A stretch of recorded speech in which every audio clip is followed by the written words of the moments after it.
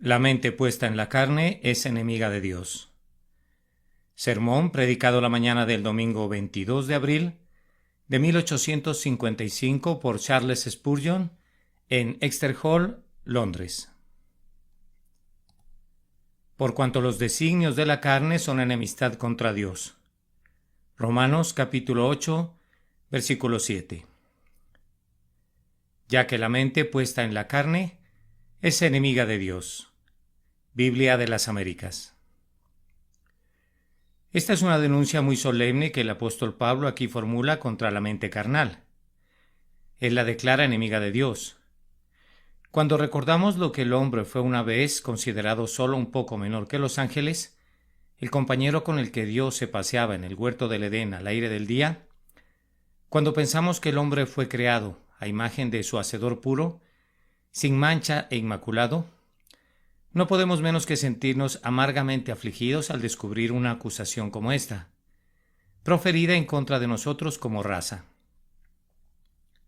Debemos colgar nuestras arpas sobre las sauces al oír la voz de Jehová, cuando habla solemnemente a su criatura rebelde. Como caíste del cielo, hijo de la mañana. Tú eras el sello de la perfección, lleno de sabiduría y acabado de hermosura. En Edén, en el huerto de Dios estuviste. De toda piedra preciosa era tu vestidura. Los primores de tus tamboriles y flautas estuvieron preparados para ti en el día de tu creación. Tú, querubín grande protector, yo te puse en el santo monte de Dios. Allí estuviste, en medio de las piedras de fuego te paseabas. Perfecto eras en todos tus caminos desde el día que fuiste creado, hasta que se halló en ti maldad. A causa de la multitud de tus contrataciones fuiste lleno de iniquidad y pecaste.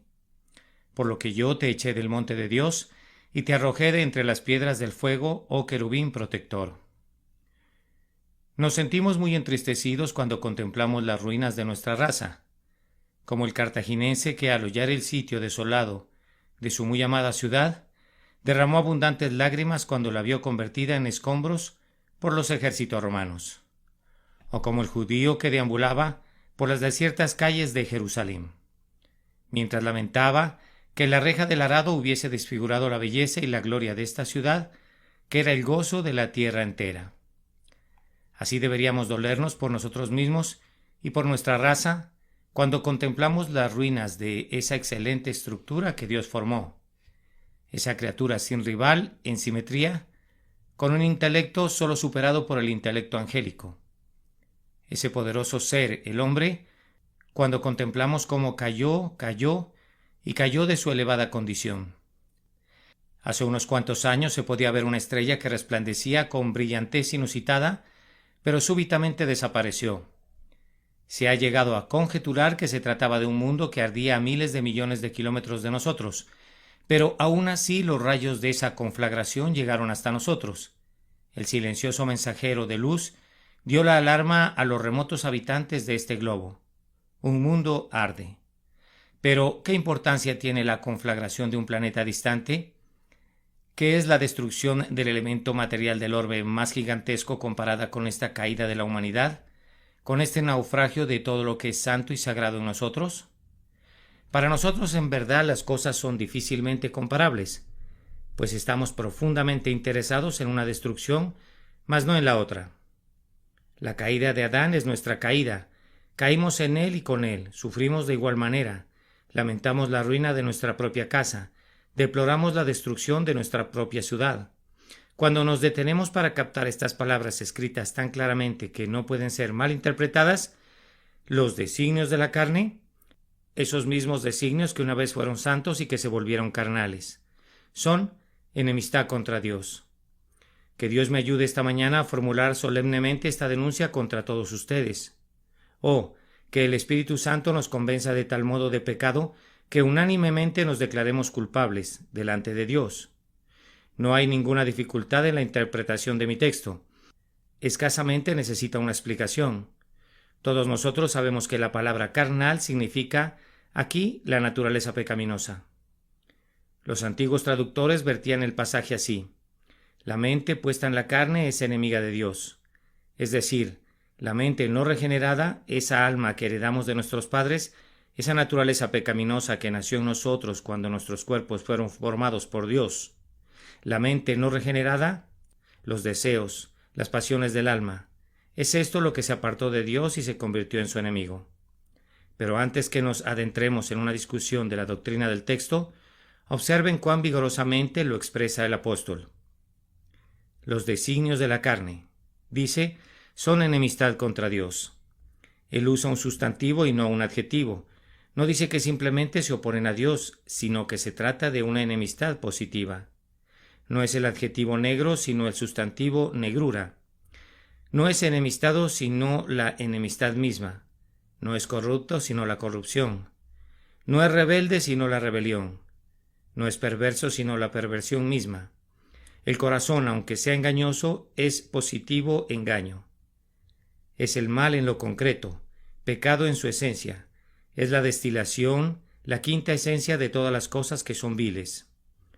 No es envidioso de Dios, es la envidia misma. No está enemistado, es la enemistad real. No necesitamos decir una palabra para explicar qué es enemistad contra Dios. No acusa a la naturaleza humana de tener simplemente una aversión al dominio, a las leyes o a las doctrinas de Jehová, sino que asesta un golpe más profundo y más preciso. No golpea al hombre en la cabeza, sino que penetra en su corazón, pone el hacha a la raíz del árbol y lo declara enemistad contra Dios, contra la persona de la deidad, contra el Ser Supremo, contra el poderoso Hacedor de este mundo. No enemistado contra su Biblia o contra su Evangelio, aunque eso fuera verdad, sino contra Dios mismo, contra su esencia, su existencia y su persona. Sopesemos entonces las palabras del texto, pues son palabras solemnes. Están muy bien expresadas por ese maestro de la elocuencia, Pablo, y además fueron dictadas por el Espíritu Santo que enseña al hombre cómo expresarse correctamente, que nos ayuda a interpretar este pasaje que nos ha dado previamente para su explicación. El texto nos pide que tomemos nota, primero, de la veracidad de esta aseveración, en segundo lugar, de la universalidad del mal que nos aqueja. En tercer lugar, vamos a descender todavía más a las profundidades del tema procurando que lo graben en su corazón, al demostrar la enormidad del mal, y después de eso, si nos alcanza el tiempo, vamos a extraer una doctrina o dos del hecho general. Primero se nos invita a hablar sobre la veracidad de esta gran declaración. Los designios de la carne son enemistad contra Dios. No requiere de pruebas, pues como está escrito en la palabra de Dios, nosotros como cristianos estamos obligados a inclinarnos ante ella. Las palabras de la Escritura son palabras de sabiduría infinita, y si la razón es incapaz de ver el fundamento de una declaración de la revelación, está obligada a creer en ella muy reverentemente, pues estamos convencidos que aunque esté por encima de nuestro corazón, no puede ser contraria a ella. Aquí encuentro que está escrito en la Biblia, los designios de la carne son enemistad contra Dios. Y eso en sí me basta. Pero si necesitaras testigos, convocaría a las naciones de la antigüedad, desenrollaría el volumen de historia antigua, les comentaría los hechos terribles de la humanidad. Quizás conmoviera sus almas hasta el aborrecimiento, si les hablara de la crueldad de esta raza para consigo misma, si les mostrara cómo convirtió a este mundo en acéldama por sus guerras y lo ha inundado con sangre por sus luchas y asesinatos, si les enumerara la negra lista de vicios en que han caído naciones enteras, o les presentara los caracteres de algunos de los más eminentes filósofos, me daría vergüenza hablar de ellos y ustedes se negarían a escuchar. Sí, sería imposible que ustedes, como refinados habitantes de un país civilizado, soportaran la mención de los crímenes que fueron cometidos por esos mismos hombres que hoy en día son ensalzados como modelos de perfección. Me temo que si escribiese toda la verdad, abandonaríamos la lectura de las vidas de los más poderosos héroes y de los sabios más orgullosos de la tierra. Y diríamos de inmediato de todos ellos, todos se desviaron, a unas se hicieron inútiles. No hay quien haga lo bueno, no hay ni siquiera uno. Y si eso no fuera suficiente, quisiera hacerles ver los errores de los paganos, quisiera hablarles de las supersticiones de sus sacerdotes que han sometido a las almas a la superstición. Quisiera que fueran testigos de las hórridas obscenidades, de los ritos diabólicos que constituyen las cosas más sagradas para estos ofuscados individuos. Entonces, después que hubieran oído lo que constituye la religión natural del hombre, les pediría que me explicaran cuál sería su irreligión. Si esta es su devoción, ¿cuál sería su impiedad? Si este es su ardiente amor por la deidad, ¿cuál sería su odio a la misma?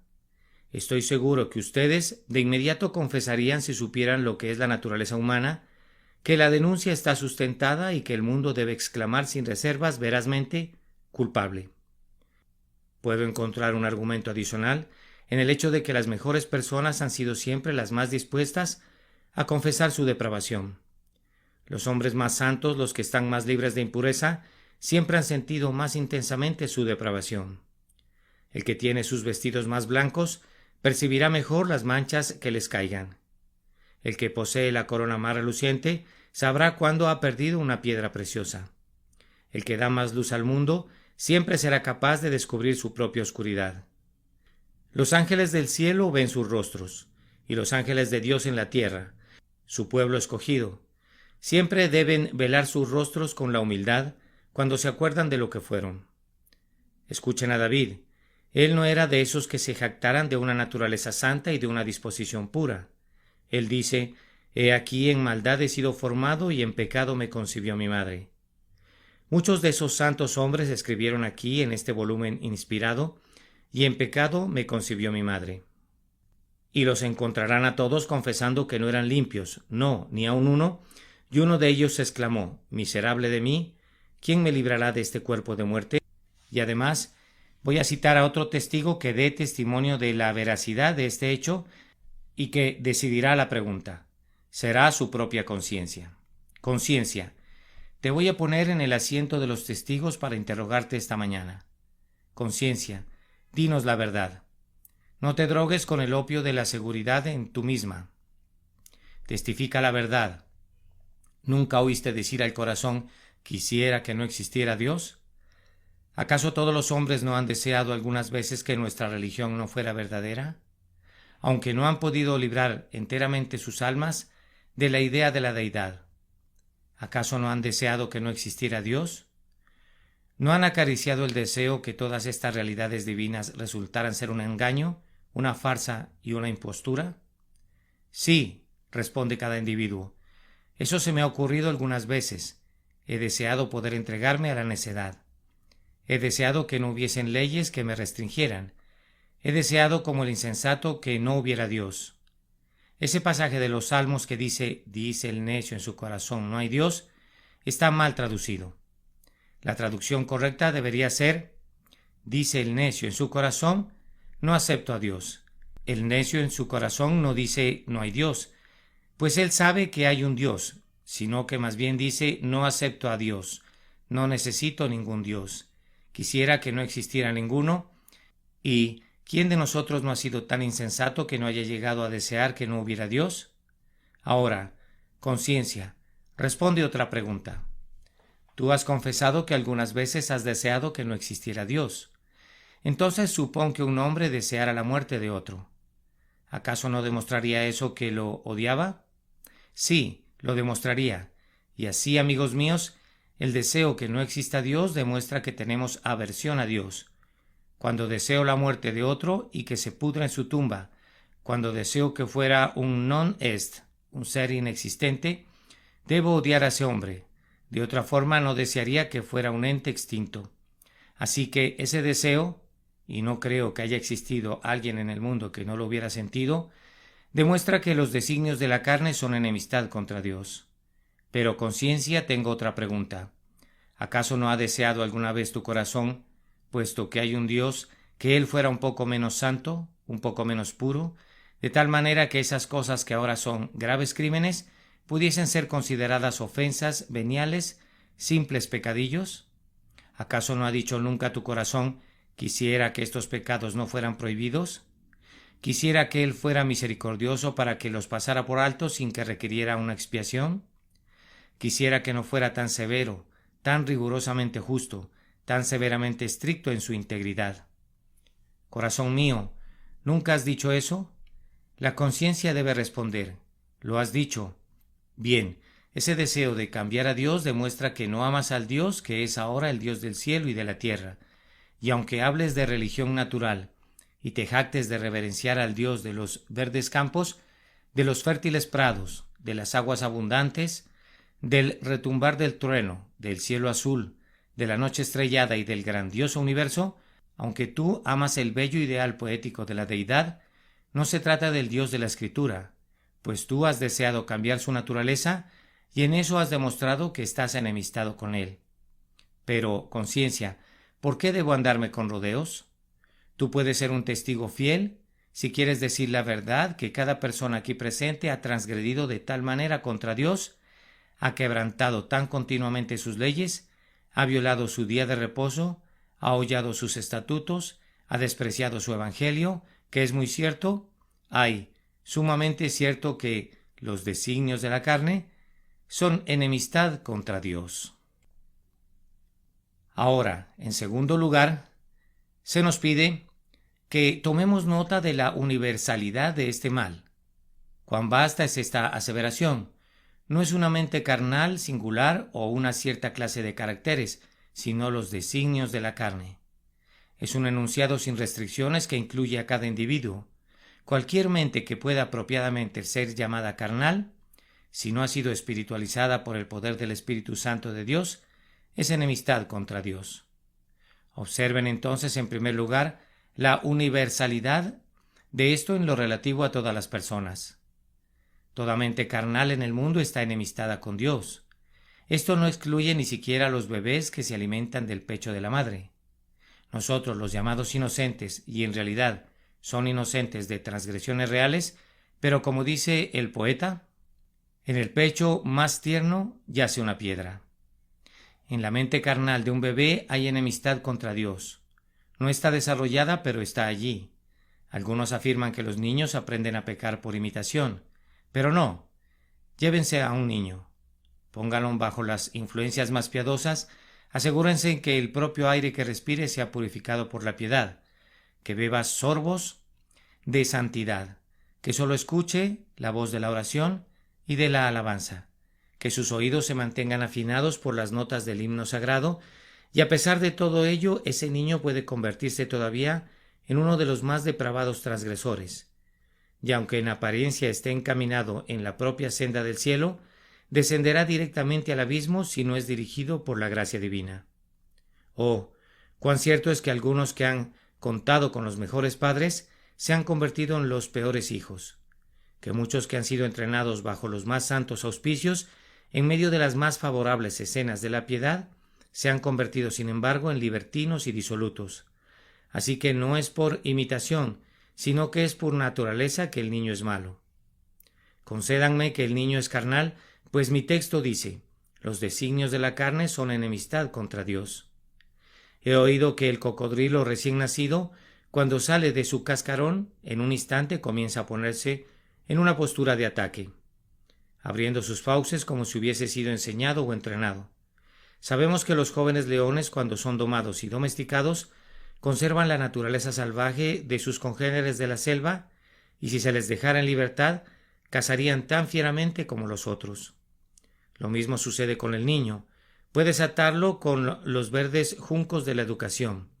Puedes hacer lo que quieras con él, pero como no puedes cambiar su corazón, esos designios de la carne estarán enemistados con Dios, y a pesar del intelecto, del talento y de todo lo que puedan darle que sea de provecho, será de la misma naturaleza pecaminosa como cualquier otro niño, aunque en apariencia su naturaleza no sea tan mala, pues los designios de la carne son enemistad contra Dios.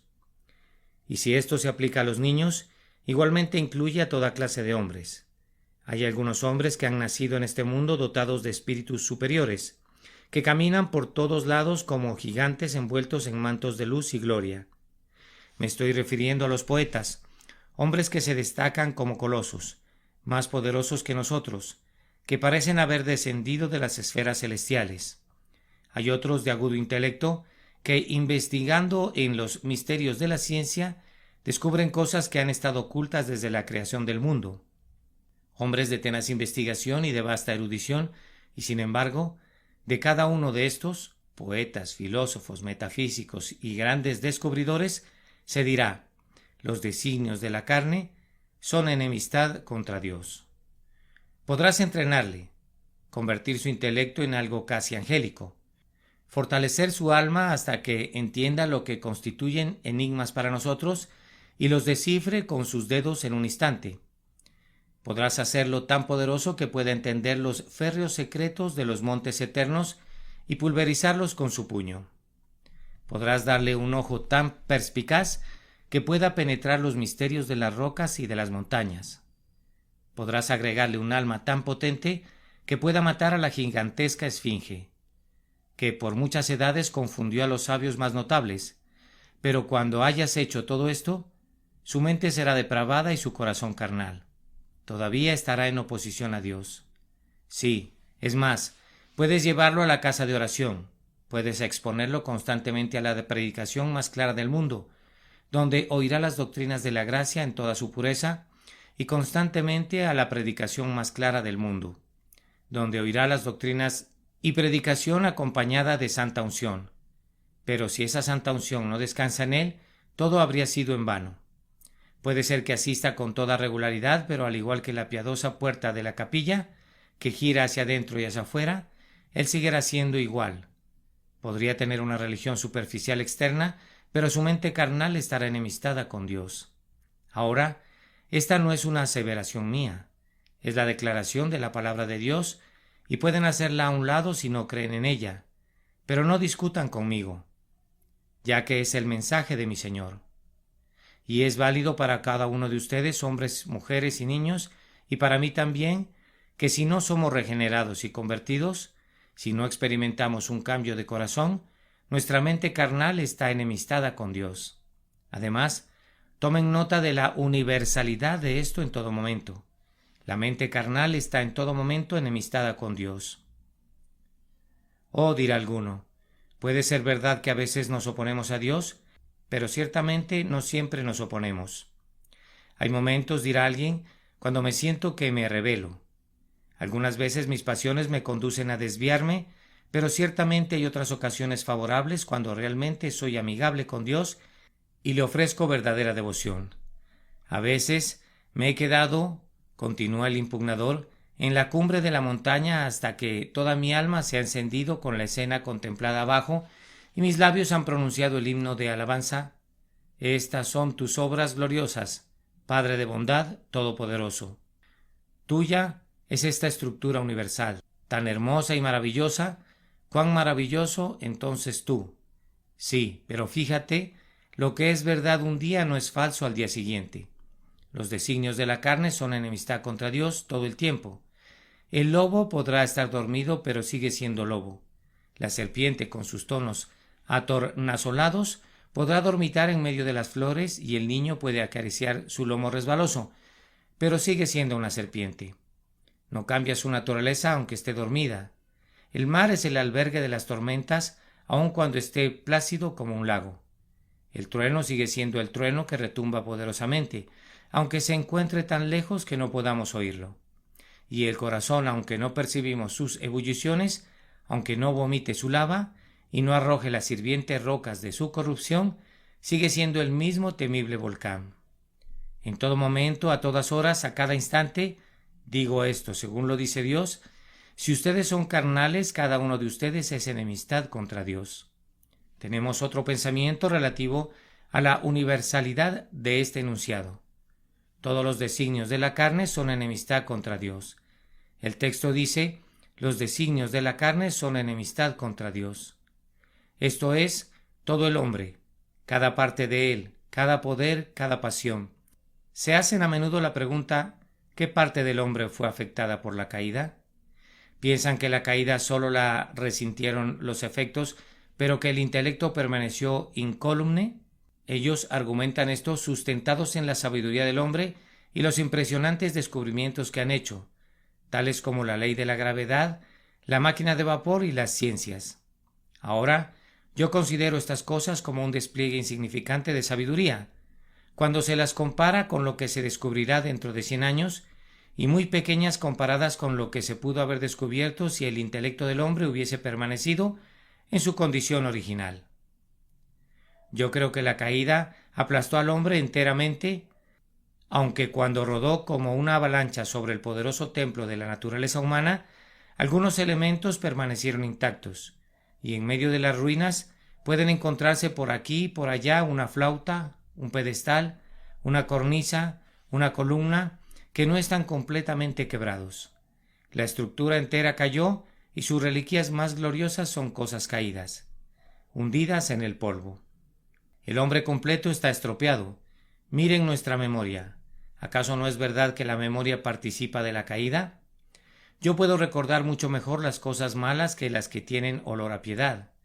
Si oigo una canción lasciva, esa música del infierno chirriará en mis oídos hasta que las canas cubran mi cabeza.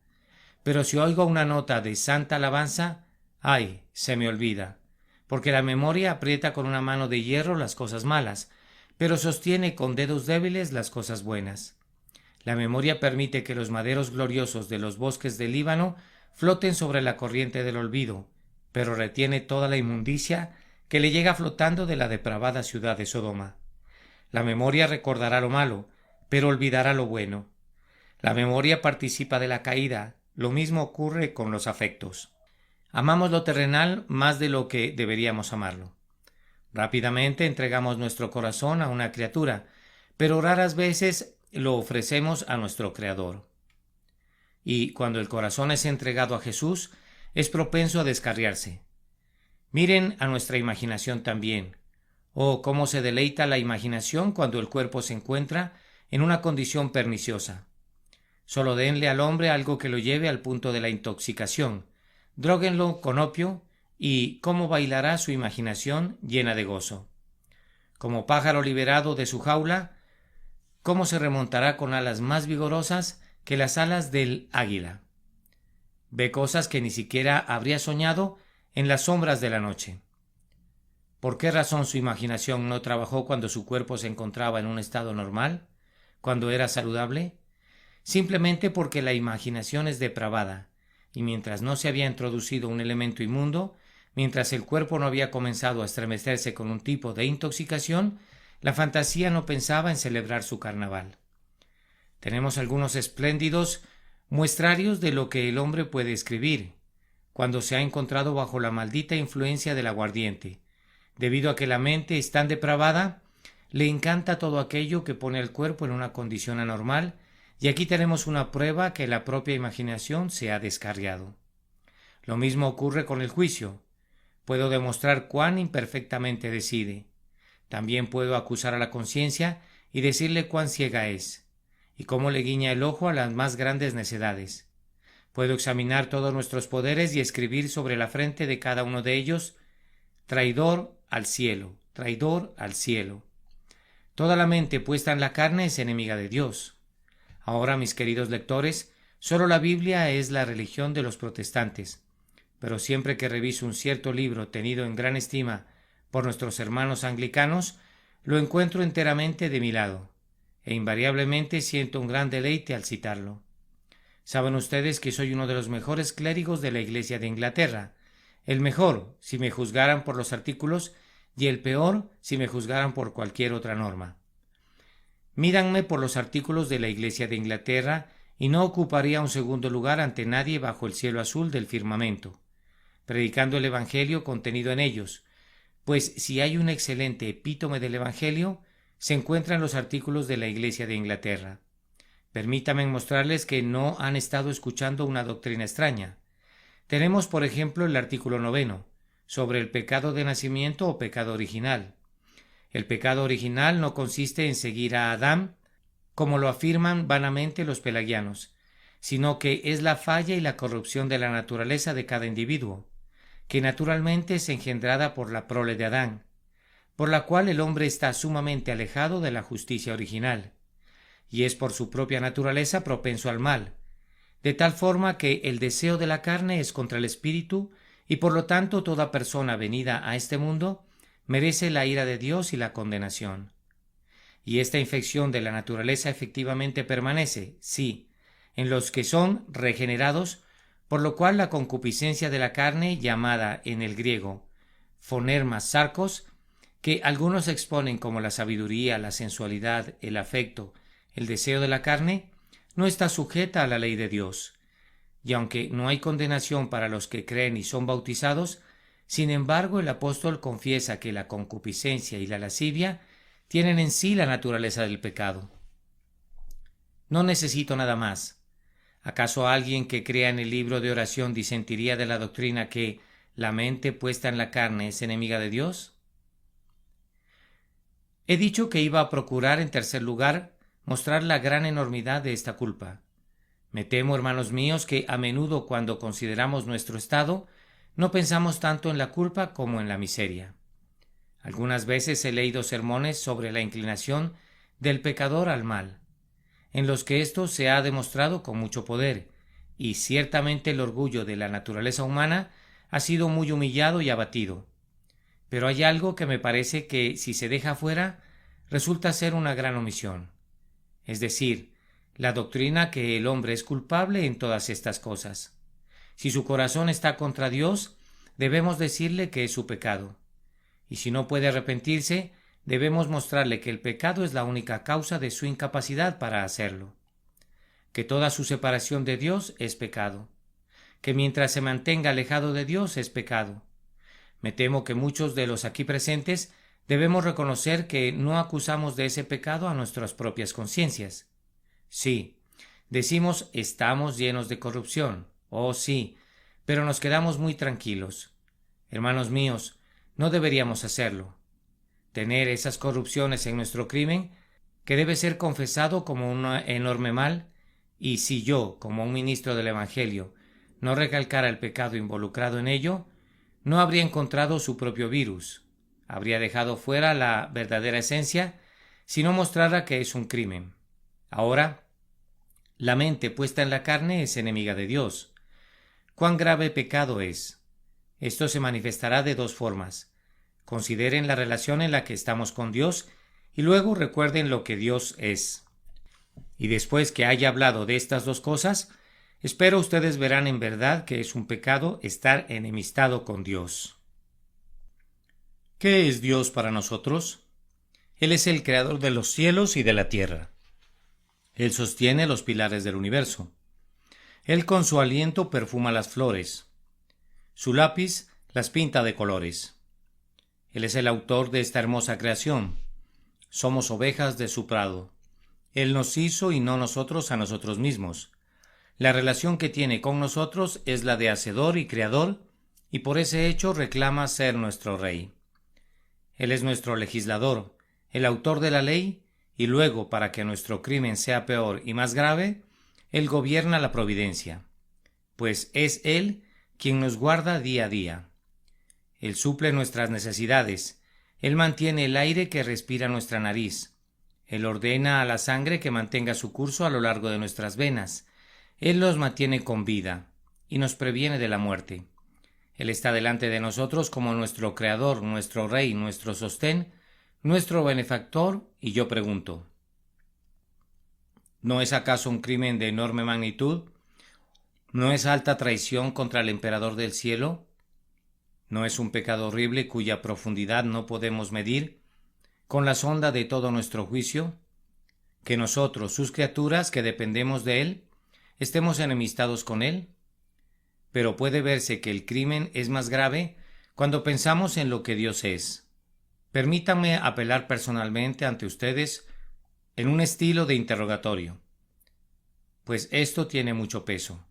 Pecador, ¿por qué estás enemistado con Dios? Dios es el Dios de amor. Él es amable con sus criaturas. Él te mira con su amor de benevolencia, pues este mismo día su sol ha brillado sobre ti. Hoy has tenido alimento y vestido, y has llegado a esta capilla con salud y vigor. ¿Odias a Dios porque te ama? ¿Es esa la razón? Consideren cuántas misericordias han recibido de sus manos a lo largo de su vida. No nacieron con un cuerpo deforme. Han tenido una medida tolerable de salud. Te has recuperado muchas veces de la enfermedad. Cuando estabas al borde de la muerte, su brazo ha detenido tu alma del último paso de la destrucción. ¿Odias a Dios por todo esto? ¿Le odias porque salvó tu vida por su tierna misericordia? Contempla toda su bondad que ha desplegado delante de ti. Podría haberte enviado al infierno, pero estás aquí. Ahora, ¿odias a Dios por haberte conservado? ¿O por qué razón estás enemistado con Él, amigo mío? ¿Acaso no sabes que Dios envió a su Hijo procedente de su pecho y lo colgó en el madero y allí permitió que muriera por los pecadores, el justo por los injustos? ¿Y odias a Dios por ello? Oh pecador, ¿acaso es esta la causa de tu enemistad? ¿Estás tan enojado que agradeces con enemistad el amor? Y cuando te ha rodeado de favores, cuando te ha ceñido con bendiciones, cuando te ha colmado de misericordias, ¿acaso le odias por eso? Él te podría decir lo mismo que dijo Jesús a los judíos. Muchas buenas obras os he mostrado de mi Padre. ¿Por cuál de ellas me apedreáis? ¿Por cuáles de estas obras odian a Dios? Si algún benefactor terrenal te hubiese alimentado, le odiarías. Si te hubiera vestido, ¿le ultrajarías en su cara? Si te hubiese dado talentos, ¿volverías esos poderes en su contra? Oh, habla. ¿Forjarías el hierro de una daga y la clavarías en el corazón de tu mejor amigo? ¿Odias a tu madre que te crió en sus rodillas? ¿Acaso maldices a tu padre que sabiamente veló por ti? No. Respondes, sentimos una pequeña gratitud por nuestros parientes terrenales. ¿Dónde están sus corazones entonces? ¿Dónde están sus corazones que todavía pueden despreciar a Dios y estar enemistados con Él? Oh crimen diabólico, oh atrocidad satánica, oh iniquidad indescriptible, odiar a quien es todo amable, aborrecer al que muestra misericordia constante, desdeñar al que bendice eternamente, escarnecer al bueno, al lleno de gracia, por sobre todo odiar al Dios que envió a su Hijo para que muriera por el hombre. En ese pensamiento la mente puesta en la carne es enemiga de Dios. Hay algo que nos sacude, pues es un terrible pecado estar enemistado con Dios. Quisiera poder hablar con mayor poder, pero únicamente mi Señor puede hacerles ver el enorme mal de este horrido estado del corazón. Pero hay una o dos doctrinas que procuraremos deducir de todo esto. ¿Está la mente puesta en la carne enemistada con Dios? Entonces la salvación no puede ser por méritos, tiene que ser por gracia. Si estamos enemistados con Dios, ¿qué méritos podríamos tener? ¿Cómo podemos merecer algo del ser que odiamos? Aun si fuésemos puros como Adán, no podríamos tener ningún mérito, pues no creo que Adán tuviera algún merecimiento delante de su Creador. Cuando había guardado toda la ley de su Señor, no era sino un siervo inútil. No había hecho más de lo que tenía que hacer. No tenía un saldo a su favor, no había un excedente. Pero ¿cómo nos hemos vuelto enemigos? ¿Cuánto menos podemos esperar de ser salvado por obras? Oh, no. La Biblia entera nos dice de principio a fin que la salvación no es por las obras de la ley, sino por los actos de la gracia. Martín Lutero declaraba que él predicaba constantemente la justificación por la fe únicamente, porque decía, la gente tiende a olvidarlo. De tal forma que me veía obligado casi a golpear sus cabezas con mi Biblia, para que se grabaran el mensaje en sus corazones. Y es verdad que constantemente olvidamos que la salvación es sólo por gracia. Siempre estamos intentando introducir una pequeña partícula de nuestra propia virtud. Recuerdo un viejo dicho del viejo Matthew Wilkes: salvados por sus obras. Es como si intentaran llegar a América en un barquito de papel, salvados por sus obras. Eso es imposible. Oh, no. El pobre legalista es como un caballo ciego que da vueltas y vueltas al molino, o como el prisionero que sube los escalones del molino de rueda y descubre que no ha subido después de todo el esfuerzo que ha hecho. No tiene una confianza sólida, no tiene una base firme en la que pueda apoyarse. No ha hecho lo suficiente, nunca lo suficiente. La conciencia siempre dice, esto no es la perfección, debería haber sido mejor. La salvación para los enemigos debe alcanzarse mediante un embajador por una expiación. Sí, por Cristo. Otra doctrina que extraemos de esto es la necesidad de un cambio completo de nuestra naturaleza. Es cierto que desde que nacemos estamos enemistados con Dios. ¿Cuán necesario es entonces que nuestra naturaleza sea cambiada? Hay pocas personas que sinceramente creen en esto. Ellos piensan que si claman, Señor, ten misericordia de mí, cuando están agonizando, irán al cielo, directamente. Permítame suponer un caso imposible por un momento. Imaginemos un hombre que está entrando al cielo sin un cambio en su corazón. Se aproxima a las puertas, escucha un soneto, se sobresalta. Es un himno de alabanza a su enemigo. Ve un trono y en él está sentado uno que es glorioso, pero es su enemigo. Camina por calles de oro, pero esas calles pertenecen a su enemigo. Ve huestes de ángeles, pero esas huestes son los siervos de su enemigo. Él se encuentra en la casa de un enemigo, pues él está enemistado con Dios. No puede unirse a los cantos, pues desconoce la melodía.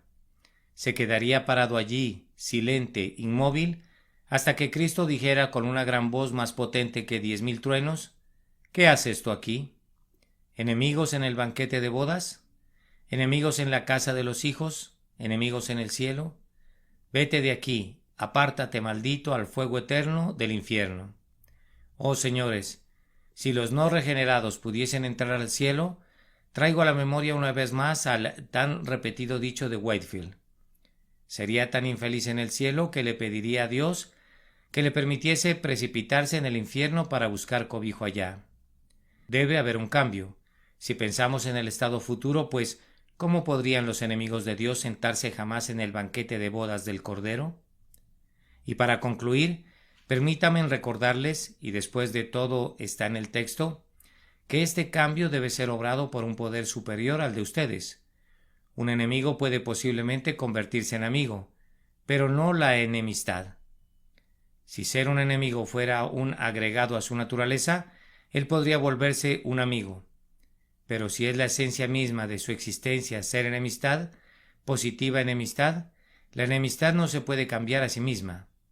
No debe hacerse algo más de lo que nosotros podemos lograr. Esto es precisamente lo que se olvida en estos días. Necesitamos más predicación con la unción del Espíritu Santo si queremos tener más obra de conversión. Yo les digo, amigos, si ustedes se cambian a sí mismos y se hacen mejores y mejores y mejores, 1000 veces mejores, nunca serán lo suficientemente buenos para el cielo. Mientras el Espíritu de Dios no haya puesto su mano en ustedes, mientras no haya regenerado el corazón, mientras no haya purificado el alma, mientras no haya cambiado el espíritu entero y no haya hecho al hombre una nueva criatura, no podrán entrar en el cielo. ¿Cuán seriamente entonces deberían hacer un alto y meditar? Heme aquí, una criatura de un día, un mortal nacido para morir, pero sin embargo un ser inmortal. En este momento estoy enemistado con Dios. ¿Qué haré? ¿Acaso no es mi deber, así como mi felicidad, preguntar si hay una manera de ser reconciliado con Dios? Oh, agotados esclavos del pecado, ¿acaso no son sus caminos sendas de insensatez? ¿Acaso es sabiduría, oh mis amigos, es sabiduría odiar a su Creador? ¿Es sabio estar en oposición contra Él? ¿Es prudente despreciar las riquezas de su gracia? Si es sabiduría, es la sabiduría del infierno. Si es sabiduría, es una sabiduría que es insensatez para con Dios. Oh, que Dios nos conceda que se puedan volver a Jesús con pleno propósito de corazón. Él es el embajador. Él es el único que puede establecer la paz por medio de su sangre, y aunque vinieron aquí como enemigos, es posible que atraviesen esa puerta como amigos. Si no hacen, sino mirar a Jesucristo, la serpiente de bronce que fue alzada, y ahora puede ser que algunos de ustedes hayan sido convencidos de pecado por el Espíritu Santo. Yo ahora les voy a proclamar el camino de salvación. Y como Moisés levantó la serpiente en el desierto, así es necesario que el Hijo del Hombre sea levantado, para que todo aquel que en él cree no se pierda, mas tenga vida eterna. Contempla, oh temeroso penitente, el instrumento de tu liberación. Vuelve tus ojos llenos de lágrimas a aquel monte del Calvario. Mira la víctima de la justicia, el sacrificio de expiación por tu transgresión. Mira al Salvador en sus agonías, comprando tu alma con torrentes de su sangre y soportando tu castigo en medio de las agonías más intensas. Él murió por ti. Si confiesas tus culpas ahora, oh ven tú, hombre condenado, autocondenado, y vuelve tus ojos a este camino, pues una mirada salvará.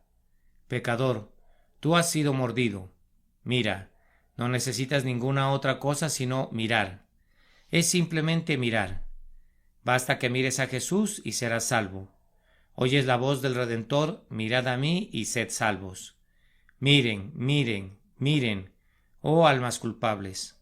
Confía en Él, confía plenamente. No permitas que otra confianza se entrometa. Nadie sino Jesús puede hacer bien al pecador desvalido. Que mi bendito Señor les ayude a venir a Él y los atraiga a su Hijo. Por Jesucristo nuestro Señor. Amén y amén. La mente puesta en la carne es enemiga de Dios. Sermón predicado la mañana del domingo 22 de abril de 1855 por Charles Spurgeon, en Exeter Hall, Londres. Por cuanto los designios de la carne son enemistad contra Dios. Romanos capítulo 8, versículo 7.